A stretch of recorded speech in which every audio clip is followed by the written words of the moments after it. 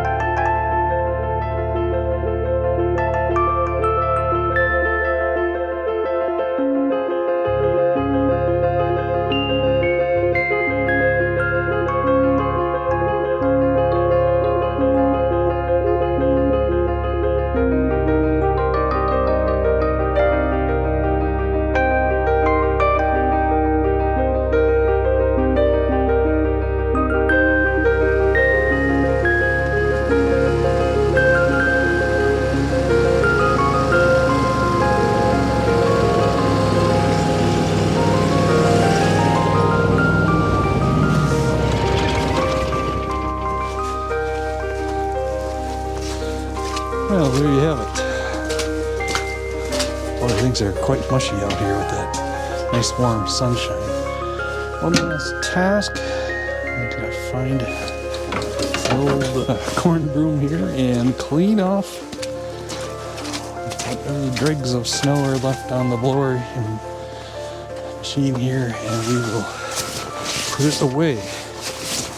So, not much snow. Sometimes this time of year I'll just leave that amount of snow there and let the solar gain do its thing out here. In other words, let the sun melt it down. But I want that snow to disappear a little bit faster than the sun is going to be able to do it. And that's because I have projects to work on out here. So if I get that few inches of snow off of there, means I might be able to get out here a day or two earlier. Not sure if it'll be today. I think it'll definitely all melt down today with this amount of sunshine, but I think it's going to be way too wet out here to work. But maybe tomorrow or the next day. We're not supposed to get any snow now for, they say, who are they and what do they know? But they say until next Monday or so. So, and this is, what is today? Thursday, garbage day, as you probably saw. So, that's it for this part of it, and on to the next one.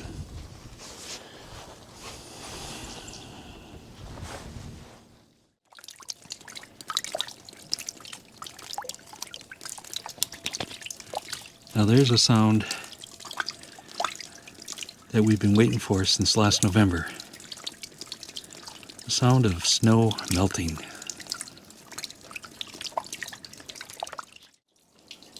Well, again, everybody, today is March 24th of 2023. It is a blazing 37 degrees above zero here, and that's Fahrenheit. And as you can see, we're having a second day in a row, that's 2 days in a row, of severe sunshine. Yeah, that's what I call it, because it's kind of rare to actually have sunshine here this time of year, and no clouds in the sky that I can see. But last night we also had no clouds in the sky, but there was something else in the sky last night at 2 a.m. and stick around for the end of the video. I'll show you some photos from that. Well, again, back to severe sunshine. There are times like this when I don't have to wear a hat anymore, and I actually have to be careful, and sometimes out in the short sleeves and all that, because we've been covered up all winter, and so do have to be careful how much sun I get out here so I don't get a sunburn. Poor me, burn the bald spot, that would be even worse. But let's move it on to today's task here, today's subject that we're going to be scorching wood, or sometimes it's called charring wood or scorching wood. Probably the way I do it's probably more of a scorch. And of course, this is not the first time I've ever scorched wood. I've been doing this in the past in some other woodworking projects. What does scorching do? It actually hardens the wood fibers. I don't know if you have ever heard, but back in the days of Native Americans, when they used spears, and even on arrows, they would put the ends of the wood into a fire, not to burn it, but just to get it hot enough, and that actually hardens up the wood a lot and makes it nice and stiff, so that it was a nice sharp point. It would keep a sharp point, and of course for the arrows they wouldn't bend and break. So it does harden wood. It also resists water. Scorching resists water. It also helps prevent rot and fungus. Not that we'll need that this time around, because we'll be doing one more step beyond this. Well, a couple more steps actually, getting the boxes ready for use out in the apiaries. I like it because I think it looks great. Once you get this, it's almost like putting a stain on the wood. It brings out the grain, and I think it looks great. But probably even more important than looking great for our part of the world up here, yeah, we've got lots of cool temperatures up here, especially spring and fall. So what that does is the darker wood actually helps with solar gain in the hives. It's a rare day if it gets above 90 degrees in our part of the world here. In fact,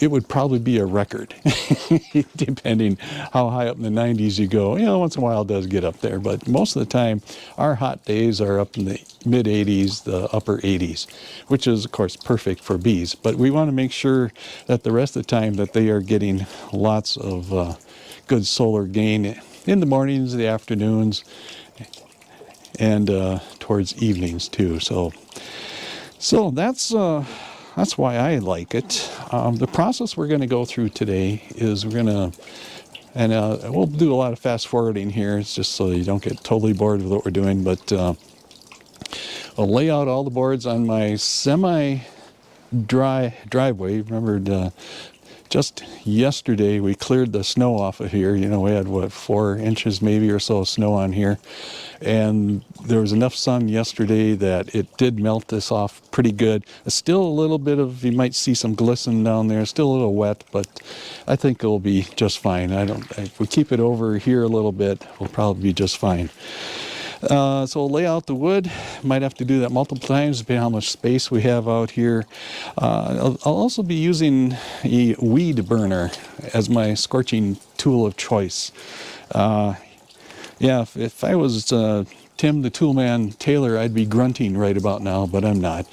So you see, it's a propane torch. Picked this up out on the Big A store, the Amazon, and I got a nice small little propane tank that we use out for camping, which is pretty nice for this because I don't have to lug around a 20-pound cylinder when I got all this. I think this is maybe 10 or 12 pound, so a little bit easier to manage out here. Although it's not exactly full, so I might have to steal towards the end here another propane tank from the grill or something, or off our trailer out here, which is still covered in snow, so I got to bring the shovel.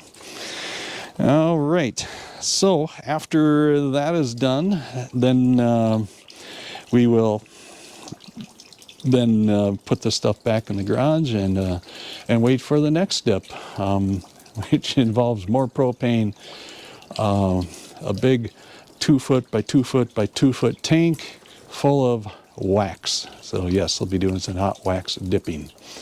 More on that when we get to that step, but let's get going today.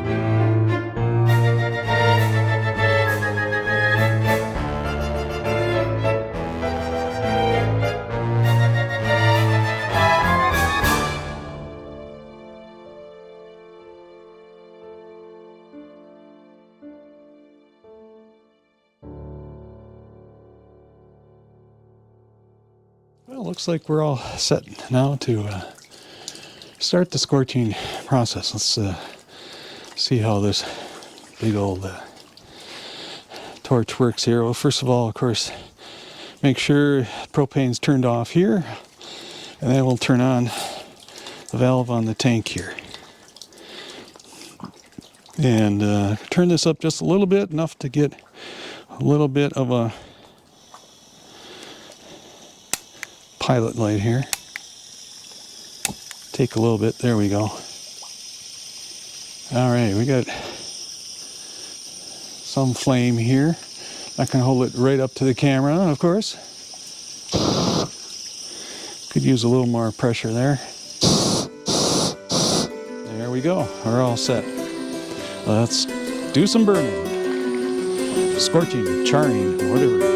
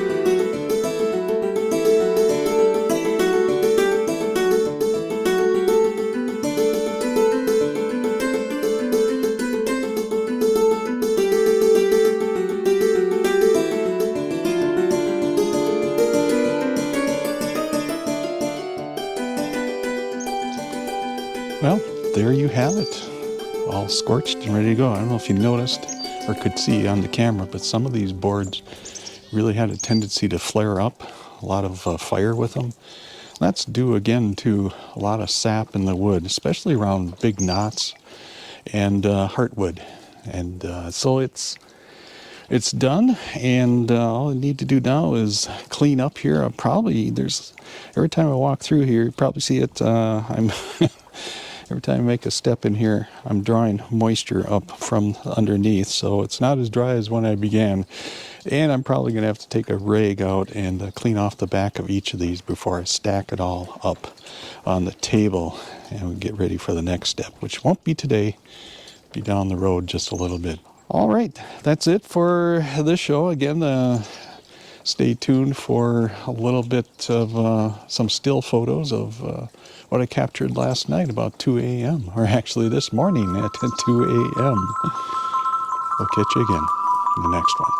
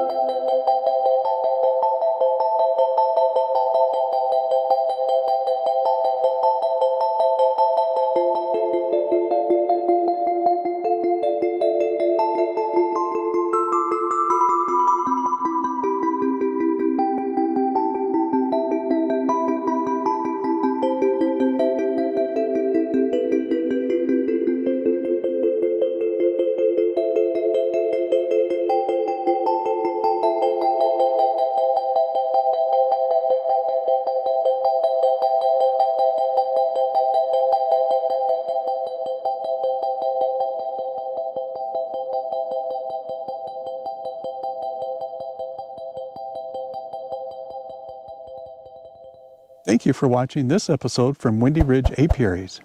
Don't forget to like, subscribe, and ring the bell for notifications on any newly posted videos. And at your discretion, please leave a comment below. And until next time, do a good day.